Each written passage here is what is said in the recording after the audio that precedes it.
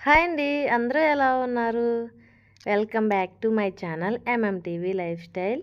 ముందు రోజైతే మిల్లెట్స్ ఇంకా ఇడ్లీ పప్పుతోటైతే నేను నానబెట్టి మిక్సీ పట్టి పెట్టుకున్నాను కదా! అదైతే బాగా పర్మనెంట్ అయింది. ఇంకా తర్వాత ఏంటంటే ఇంక మార్నింగ్ లేచిన వెంటనే మీ అందరికీ తెలుసు కదా! ముందైతే మా హస్బెండ్‌కి హాట్ వాటర్ ఇచ్చేసి హాట్ వాటర్‌లో బీట్రూట్ అవి ఏస్తాను కదా! మా హస్బెండ్‌కి ఇచ్చేసి నేను కూడా తాగుతానని. ఇంకా పిండైతే బాగా పులిచింది. ఇది దోసలు వేసుకుంటే చాలా బాగుంటుంది. ఇంకా ఇవన్నీ ఒకసారి చూసుకుంటున్నాననమాట. చూసారా పిండైతే చాలా బాగా పులిచింది. ఇదైతే మాకు ఒక 2 డేస్ అయితే వస్తుంది పిల్లలకి మాకుని. అంటే పిల్లలు దోసలైతే చాలా ఇష్టంగా తింటారు కదా! ఇంకా అందుకోసమని దోసలకే నానబెట్టుకున్నాను నేను. ఇంకా తర్వాత అయితే ఇంక ఈ సామాన్లు అవి ముందు రోజు క్లీన్ చేసినవి ఉన్నాయి కదా! అవన్నీ ఎక్కడవక్కడైతే పెట్టేసుకుంటాను ఫస్టు. పెట్టిన తర్వాత అయితే ఇంకా టిఫిన్‌కి రెడీ చేయడం అయితే స్టార్ట్ చేస్తాను. చట్నీ అయితే ఏమీ చేయట్లేదు నేను. ఇంట్లో ఆల్రెడీ ఒక 4, 5 ఐటెమ్స్ అయితే ఉంటాయి చట్నీలు. అంటే అల్లం పచ్చడి, ఇంకా ఉసిరికాయ పచ్చడి, అల్లం, ఉసిరికాయ, ఇంకా కరివేపాకు పొడి, కరివేపాకు పచ్చడి, ఇలా 4 ఐటెమ్స్ ఉన్నాయి. ఆవకాయ పచ్చడి అయితే పొద్దుటే తినలేము కానీ ఈ నాలుగిట్లో ఏదైనా వేసుకుని తినొచ్చు. ఇంకా నేను ఏంటంటే దోస వేసినా లేకపోతే అట్లు వేసినా ఏం వేసినా కరివేపాకు పొడి అయితే చేసి పెట్టుకున్నాను కదా! ఆ పొడిమైతే నేను దానిపైన వేసేస్తానమాట. నార్మల్గా పిల్లల్ని తినమంటే తినరు కానీ ఇలాగా అట్టు మీద కానీ దోస మీద కానీ వేసేస్తే మెదలకుండా తినేస్తారు. అందుకోసమని నేనైతే ఇక్కడ దోసలు వేసేటప్పుడే ఆ పొడిమైతే వేసేస్తాను. ఇంక ముందైతే హాట్ వాటర్ పెట్టాననమాట. ఈ మధ్యన మా పిల్లలు కూడా తాగుతున్నారు ఇది మార్నింగేని. అంటే ఆళ్ళకింత క్వాంటిటీ వాటర్ అయితే ఇవ్వట్లేదు.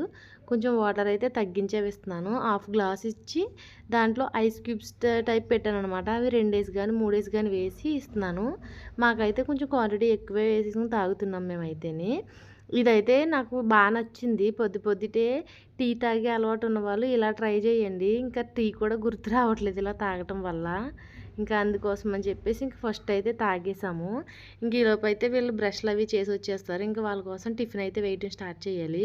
ముందైతే ఒక పక్కన పాలు పెట్టేసుకున్నాను. తర్వాత నేను అట్టులైతే వేయటం స్టార్ట్ చేశాను ఇక్కడ. ఇవైతే నిజంగా చాలా బాగా వచ్చాయి. నార్మల్గా మనం బియ్యము ఇంకా రైస్ ఎలా పెట్టుకుంటామో సేమ్ అదేలా వచ్చాయి దోసలు కూడా. చూసారా నేనైతే చాలా పెద్ద పెద్దవి వేస్తున్నాను. ఎందుకంటే ఒక్కొక్కరికి ఒక్కొక్కటి ఇచ్చేయచ్చు అని చెప్పేసి నేనైతే పెద్దవి వేశాను. టేస్ట్ అయితే మా పిల్లలకి బాగా నచ్చింది. కొంచెం కలర్ చేంజ్ అయింది కదా! ఎందుకంటే మనం ఇందులో మిల్లెట్స్ వేసాం కదా! దాని మీద కొంచెం కలర్ అయితే చేంజ్ అయింది. అందులోకి నేను పప్పుే యూజ్ చేస్తాను కాబట్టి ఇంకా కలర్ అయితే ఆటోమేటిక్గా ఎలాగ వైట్ కలర్లో అయితే ఉండదు.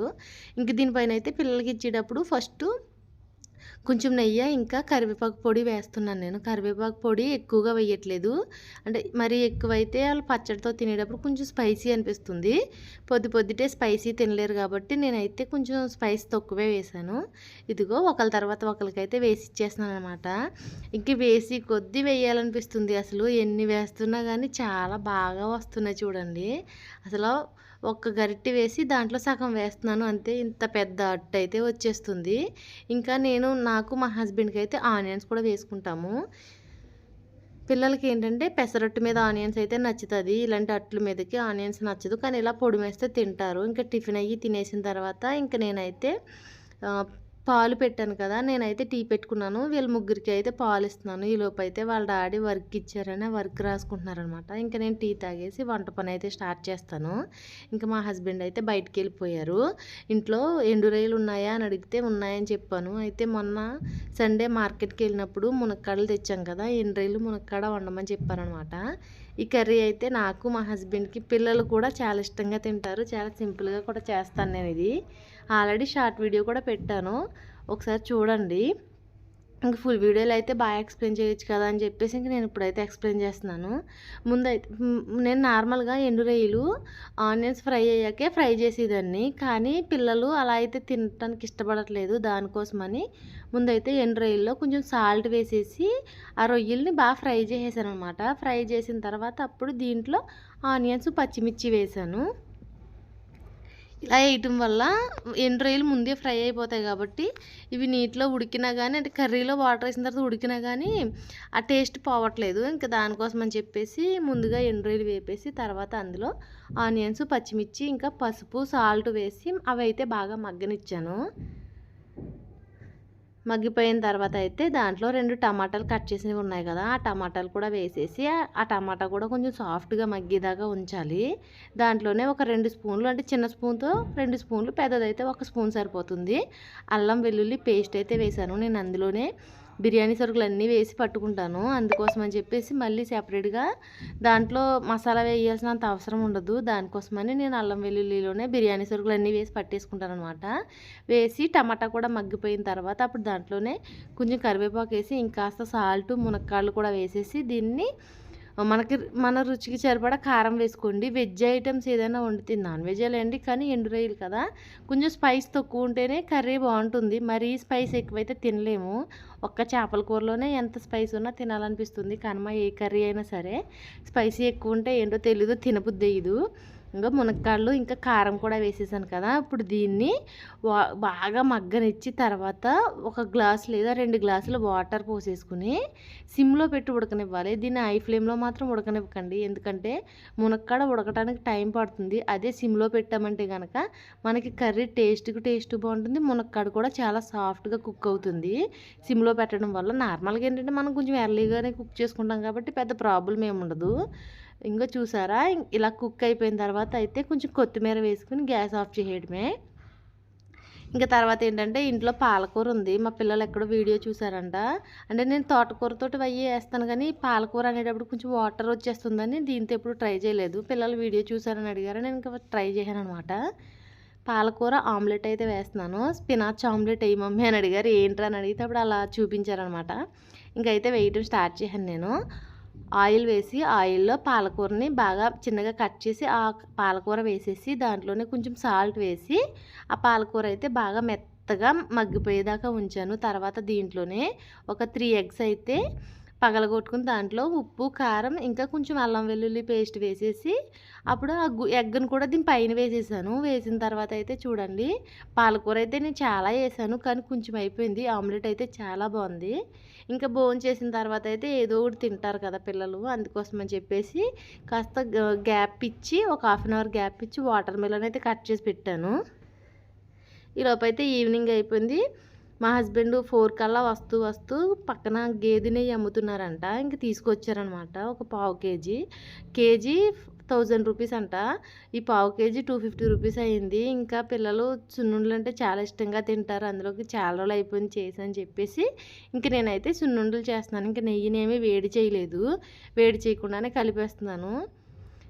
ఇంక ఈ నెయ్యి వేసేసి ఇదైతే నేను మొన్న జాతరకి ఊరు వెళ్ళినప్పుడు తీసుకొచ్చిన సున్నిపిండి, దాంట్లో ఒక పావు కేజీ బెల్లం అయితే పట్టింది. ఇంక బెల్లం వేసేసి ఈ నెయ్యి కూడా వేసేసి ఇంక ఇలా కలుపుతున్నాను. నా చుట్టూ నా కొడుకులు అయితే భలే తిరుగుతున్నారు, తొందరగా చేయి మమ్మీ చాలా రోజులు అయిపోయింది సున్నుండలు తిని అని చెప్పి ఇంకా వాళ్ళిద్దరిని పక్కన పెట్టుకుని అయితే నేను ఇక్కడ కలుపుతూ ఉన్నాను అనమాట. కానీ అంటే మనం ఇంట్లో పిల్లలకి పెట్టేదే కాబట్టి కొంచెం నెయ్యి ఎక్కువే వేసుకోండి. మరి టైట్గా పట్టాలి ఉండలు, ఇది చిదకూడదు అన్నట్టుగా కాకుండా మనం జస్ట్ చూసారా ఇలా నొక్కేటప్పటికి ఉండైపోయేలా చేసుకోండి. కానీ చిన్న చిన్న సున్నుండలే చేసుకోండి, ఎందుకంటే పిల్లలు వేస్ట్ చేసేస్తారు. అవసరమైతే వాళ్ళు వచ్చి మళ్ళీ ఇంకో ఉండ తింటారు, కానీ మనం వేస్ట్ చేసేలా చేసుకోకూడదు. ఫస్ట్ లడ్డు వాళ్ళ అన్నయ్య తీసుకున్నాడని చెప్పేసి వాళ్ళ తమ్ముడు అయితే వాడిని కొడుతున్నాడు వెళ్ళేయంగానే. అంత ఇష్టం అనమాట మా వాళ్ళకి సున్నుండలు. అందులోకి నేను జంక్ ఫుడ్ అంతా కూడా మొత్తం తగ్గించేసాను అనమాట. ఫస్ట్లో తెలియక అన్నీ పెట్టేదాన్ని, నాకు తెలిసిన తర్వాత అయితే అన్నీ మానేసాను పెట్టడము. మెయిన్గా అయితే లేస్ ప్యాకెట్లు, బిస్కెట్ ప్యాకెట్లు అయితే అస్సలు పెట్టట్లేదు నేను. దానికోసం ఇంట్లో ఏం చేసినా తింటున్నారు వీళ్ళు, అలవాటు తప్పిపోయింది కదా, అందుకోసమని. ఇంకో ఇక్కడైతే సున్నుండలు చేశాను కదా, ఒక్కొక్కరు 2 వేసి 3 వేసి తినేశారు. తర్వాత ఇంకా నైట్కి అయితే ఇవన్నీ తినడం కొంచెం హెవీగా ఉందంటే మా పిల్లలు, నేను ఇంకేం చేశానంటే ఇంట్లో పాస్తా ఉంది, ఎగ్ వేసి పాస్తా వండుతానని ఇంకా పాస్తా అయితే వండటం స్టార్ట్ చేశాను. ఒక కడాయిలో వాటర్ పెట్టుకుని దాంట్లోనే సాల్ట్ వేసి అల్లం వెల్లుల్లి పేస్ట్లో నేను బిర్యానీ సరుకులన్నీ వేసి పట్టుకుంటానని చెప్పాను కదా, అది కూడా 1 స్పూన్ వేసి దీన్ని అయితే బాగా మరగబెట్టాను. మరగబెట్టిన తర్వాత అయితే ఒక గ్లాస్ తీసుకుని గ్లాస్తో 2 గ్లాసుల పాస్తా అయితే వేసి దీన్ని అయితే బాగా ఉడకనివ్వాలి. మనము దమ్ బిర్యానీ వండుకున్నప్పుడు 80% కుక్ అవనిస్తాం కదా, ఆ టైప్లోనే దీన్ని కూడా పాస్తాను కూడా అలాగే కుక్ అవనివ్వాలి. ఇదే గ్యాప్లో 2 స్పూన్ల దీంట్లో ఆయిల్ కూడా వేసేసానమాట. వేసి దీన్ని అయితే ఇలా కలుపుతూ ఉండాలి. వేసిన వెంటనే వదిలేయకూడదు, ఎందుకంటే ఇది మొత్తం అంతా కలిపి ఒక చోటకి చేరిపోయి ఉండ కింద అయిపోతుంది. అందుకే దీన్ని ఒక 2 మినిట్స్ ఇలా కలిపిన తర్వాత వదిలేస్తే ఇంక ఇది మనకి ఒక 5 మినిట్స్లోనే రెడీ అయిపోతుంది. చూసారా, ఇలా ఉడికిన తర్వాత దీన్ని అయితే మనం వార్చేసుకోవాలి. రైస్ ఎలా వారుస్తామో అలాగే వేరే దాంట్లోకి మార్చేసుకోవాలి. అలా వార్చిన తర్వాత కూడా దాని మీద ఒక 2 స్పూన్స్ ఆయిల్ వేసి కలిపి పక్కన పెట్టుకోవాలన్నమాట. కలపకపోతే కనుక ఇది ఉండ కింద కట్టేస్తుంది.